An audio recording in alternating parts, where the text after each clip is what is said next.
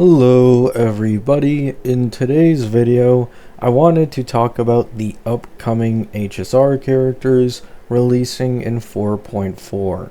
The recent V5 already finished it. There might be a V6, but it's unlikely in my opinion. This is likely the finalized versions of these characters making it to live, so it's an opportune time to make an opinion video.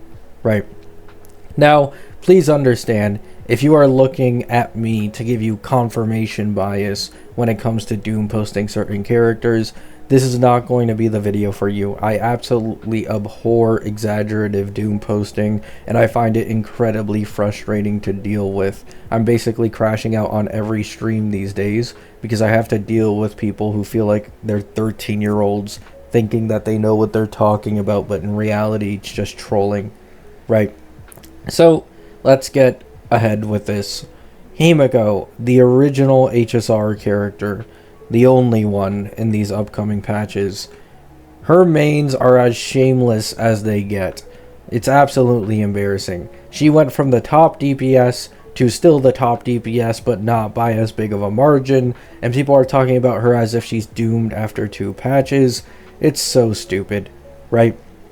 Heimo is the strongest DPS in the game currently. Not only this, she's one of the few who can achieve such a high level of performance with a majority free-to-play characters. Welt, RMC, Nova Sparkle, a lot of characters many people have gotten for free. You don't have to worry about her performance so long as you have these supports with her, right?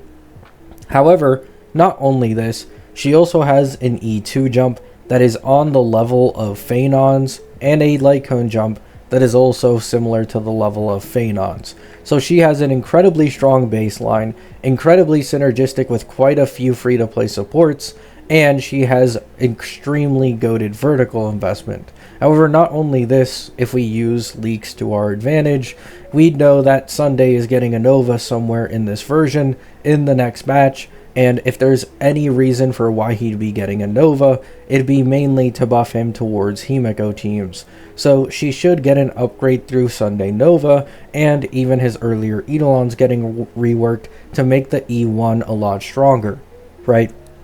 However, not only this, Anon also leaked that Heimo should be getting her own dedicated support somewhere in this version. However, he doesn't believe it's Robin SP, it's someone later on that we still aren't aware of. So she's going to get Nova Sunday, she's going to get his reworked Eidolons, which is incredibly strong if that 40% defense shred starts working without a restriction. Then she's going to get a dedicated support with also tailored vertical investment, and then she has her own Phenon level vertical investment, while being incredibly synergistic with free-to-play supports and being the strongest DPS at a baseline. That's a lot of glaze, but it's not even glaze, it's just how it is, right? So Heimo is just the best DPS to invest into in the current state of the game, and there's not really any contest. Now, the FUA team will probably look better for like a patch or two, because they're the only team that's getting completely finished before the Anniversary Elation team, and as well as Heimo's team. So they'll look better for like a patch or two until these 2 main push teams get their last piece, and then those 2 will probably end up being better than the FUA team, and that's kind of how it goes, right? So yeah, Heimo, in my opinion, is a 9 out of 10 pull if you're trying to look for a new team, in my opinion. To be honest, actually, that's underselling it. I just call her a 10 out of 10 because of the synergy with free-to-play supports that tons of people have access to. Next, we move on to Rin or Gilga. Rin's a bit simpler. Rin is a obvious upgrade towards archer teams. Their joint attack triggers every single archer turn, with this joint attack generating 4 skill points. Her ult also generates a skill point. She has a bit of sub DPS damage, though it's not significant enough to really care about it, right?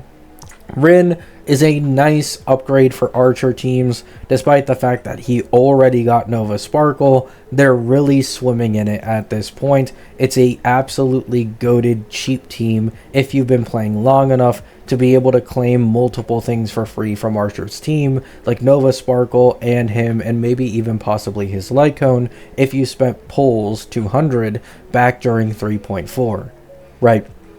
Archer is an absolute bargain deal. He just gets better and better and better over time.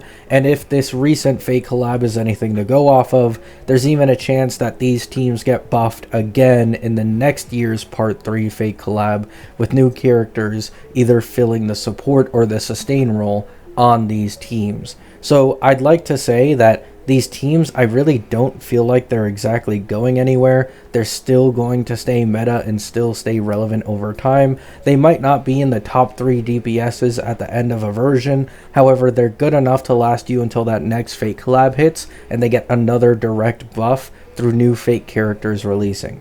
Right? So, in my opinion, not so bad. Now, when it comes to Rin, her main DPS damage is actually pretty decent, especially if you have her dedicated team, most namely with Ceridra, since the entire goal is you're supposed to spend multiple turns basic attacking until you get enough stacks on her skill, and then with Ceridra you're able to double skill, and this is very important because it takes forever to stack her skill, right? So Rin main DPS with Ceridra is viable, and it does work against endgame content, with some decent vertical investments to go into, most namely her E1, her E2, her own Lycone, Ceridra E1, Nova Sparkle. In this case, you'd next go E2 Sparkle, stuff like that, right? So she can be ran as a main DPS, but just understand it's probably never going to be better than Archer, because Archer is her main DPS, and she's kind of been balanced around that being her best team and the one that she benefits the most. However, her sub DPS damage in Archer teams is much less significant because you spend a majority of the time just basic attacking, since you don't exactly lose all that much for it, but instead you gain skill points more for Archer. This is why I recently made a video talking about how shit E1 Archer is. If you look on YouTube, right, and you find E0 Archer, clears in gameplay with Nova Sparkle and Rin, you'd notice that if you actually do optimal gameplay, even an E0 Archer caps out his arrows nearly, if not every single turn, meaning the E1 is completely useless outside of just letting you use a Rin skill every once in a while, but Rin's damage in an Archer team is so insignificant that it just doesn't matter all that much, right? So it's not that it technically has no value, it's just that it's incredibly, incredibly low value. And if it's between that or a new character like Gilga, I would recommend most people get Gilga unless they have supreme confidence they're going to get zero use out of him, right? Which, now we transition to Gilga. Gilga, believe it or not, is on the same level of value as Rin, if not actually higher, if you are a Saber main, in my opinion. A lot of you may be caught by this, by thinking, I've seen a bunch of Doom posting about Gilgamesh, I've seen a bunch of Glaze for Rin, how is this possible, right? But the thing is, this is just casuals Doom posting characters like always. Things are over-exaggerative. What Gilgamesh does for elevating Saber is in nowhere near capable of being compared to Rin and what she does for Archer. Rin for Archer, although she is a nice buff, she is nowhere near what Gilga is for Saber. And then on top of this, a lot of people tend to compare the Archer, Rin to Gilga Saber team using Nova Sparkle on Archer's team, but then Saber and Gilga are not using anywhere near as synergistic of a third slot, right? Gilgamesh basically does as much damage as Saber on this team. His E1, because his base is free, puts 30% defense shred for everybody on the team to take advantage of. It increases his ER gen capabilities and gives him a 60% attack self buff, right? His Lycone isn't as important as Rin's Lycone is to her, or some of her earlier Eidolon investment is to her, but it is still probably going to be obtainable free if you spend 200 pulls during 4.4, right? Gilga has high damage output. Joint attack with Saber recently got buffed. Even if it is slow, it does a fuck ton of damage in high target scenarios.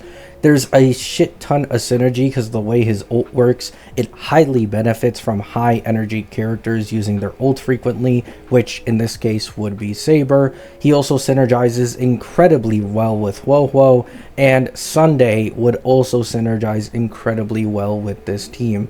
I actually recently went out of my way to check how a pre-Nova Sunday looks on this team synergy-wise, and it looks incredibly promising, right? It's by no means their actual best in slot team currently. However, with the rumors that his Nova will lead to a majority of his buffs being team wide, him being able to give action advance on skill, him having ER gen capabilities, all of these are things that this team really wants and really needs to fully shine, similar to how Archer is reliant on a Nova Sparkle to fully shine as well. In my opinion, when this team gets Nova Sunday, there's actually a chance it could outperform Archer's cost versus cost. However, Archer's would obviously be better in single target scenarios that highly benefit that type of damage in comparison to Saber and Gilga comps, right? But still, it looks incredibly promising. He has a great E1. Even his baseline is free, and he's still a godsend for Saber mains. People saying that he isn't that big of a jump are just completely delusional. If you want to pick an E1 Archer over Gilga while having Saber on your team, please, by all means, go ahead, and you'll realize just how grave of a mistake it is listening to people telling you that Gilga doesn't do enough for Saber. Saber is a brick, okay?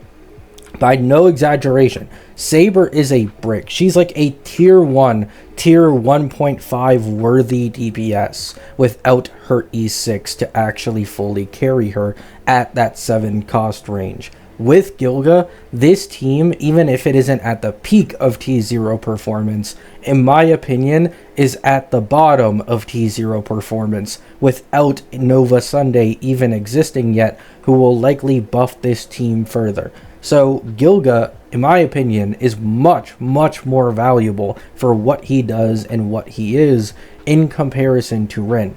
Now, Gilgamesh's main DPS, he can also be ran main DPS like Rin, but just like Rin, it's just not his best team, especially as of recent with the nerf from his action advance changing to speed stacks.